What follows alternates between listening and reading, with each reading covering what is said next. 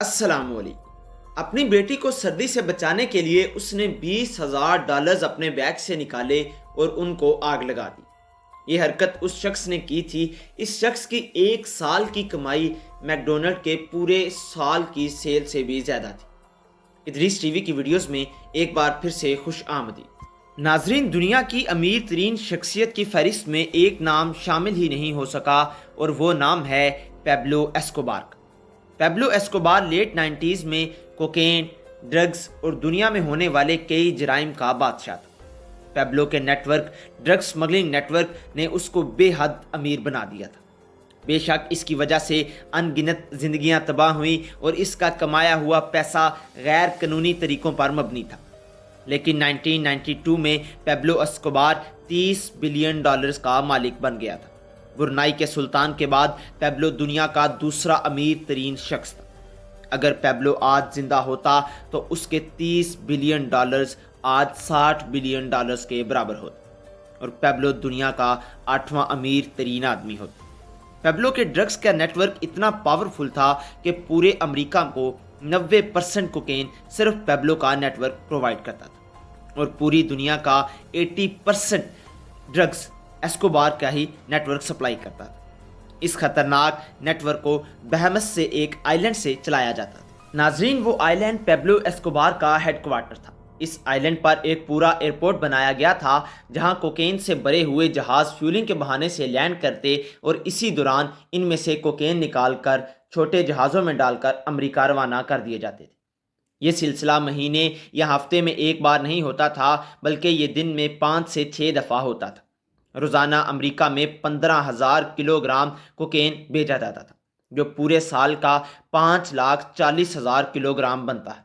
جی ہاں، پورے سال میں صرف 5,40,000 کوکین پیبلو صرف امریکہ میں سیل آؤٹ کرتا تھا اور اس وقت امریکہ میں 1 kg کوکین کی قیمت $70,000 ہوتی تھی، جس کا مطلب یہ ہے کہ ایک سال میں ایسکوبار $378 بلین کی کوکین صرف امریکہ میں سیل کرتا تھا اور یہ پورے 16 سال تک چلتا رہا۔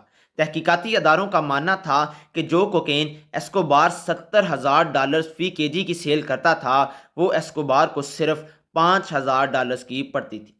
ایسکوبار پائلٹس کو صرف ایک فلائٹ کا $5 لاکھ دیتا تھا۔ اس کے علاوہ رشوتیں دینے کے بعد بھی ایسکوبار کو $60 ملین صرف ایک دن میں ہی بچتے تھے، جو سال کے $22 بلین بنتے ہیں۔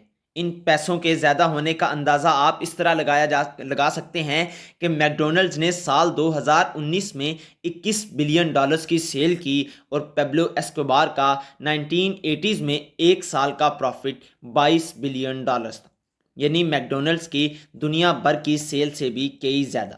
اور ظاہر ہے یہ پیسہ ہمیشہ ایسکوبار ہارڈ کیش کی صورت میں رکھتا تھا۔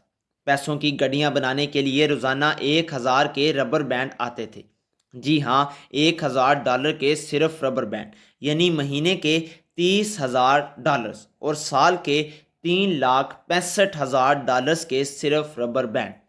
یاد رہے کہ امریکی صدر جو بائیڈن کے پورے سال کی سیلری پیبلو ایسکوبار کے پیسوں پر لگے ربر بینڈ جتنی ہے۔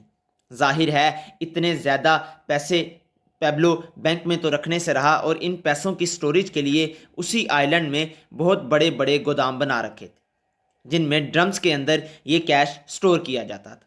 سٹور کیے گئے ان پیسوں کا 10% سالانہ یا تو چوہے کھا جاتے تھے اور یا پھر پانی کی وجہ سے گل سڑ جاتا تھا۔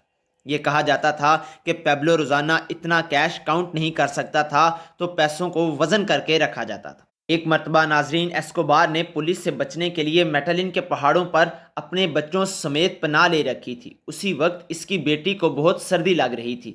پیبلو کے پاس گرمی پیدا کرنے کے لیے اور کچھ نہیں تھا تو اس نے اپنے بیگ سے $2 ملین کیش نکال کر اس کو آگ لگا دی۔ جی ہاں، پورے $20 لاکھ۔ یہ بات پیبلو کے مرنے کے بعد اس کے بیٹے نے ایک میڈیا انٹرویو میں بیان کی اور جیسا کہ اس طرح کی زندگی کا اختتام بھی بہت خوفناک ہوتا ہے، 1993 میں پیبلو ایک پولیس مقابلے میں مارا گیا تھا۔ پیبلو کے قصے آج بھی پوری دنیا میں مثال کے طور پر دیے جاتے ہیں کہ انسان جتنا بھی امیر ہو جائے اسے ساری دولت دنیا میں ہی چھوڑ کر جانی ہوتی۔